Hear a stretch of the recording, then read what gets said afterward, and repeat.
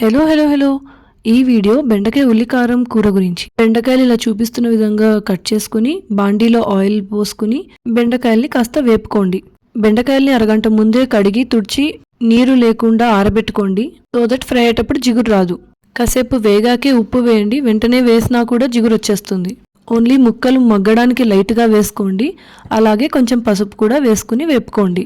ముక్కలు బాగా మగ్గేలోపు మిక్సీ జార్లో మనం తరిగిన ఉల్లిపాయలు, జీలకర్ర, మీరు తినగలిగిన కారానికి తగ్గట్టు మిరప్పొడి వేసుకుని కూరకు తగినంత ఉప్పును కూడా వేసుకుని కచ్చాపచ్చగా గ్రైండ్ చేసుకోండి. ఇది రెగ్యులర్గా మా అమ్మ చేసే స్టైల్. అయితే నేను దీనికి గార్లిక్ కూడా యాడ్ చేశాను. తిన్నాక వాయిస్ ఇస్తున్నా కాబట్టి చెప్తున్నాను, గార్లిక్ వల్ల టేస్ట్ చాలా బాగుంది. గ్రైండ్ చేసిన దాన్ని మగ్గిన బెండకాయ ముక్కలకు వేసి బాగా కలుపుకోవాలి. ఆనియన్ గార్లిక్ పచ్చివాసన పోయాక లాస్ట్లో లైట్గా పల్చని చింతపండు రసం యాడ్ చేసుకుని కలుపుకుని 2 నిమిషాలు మూత పెట్టండి. అంతే, సింపుల్గా కర్రీ తయారు.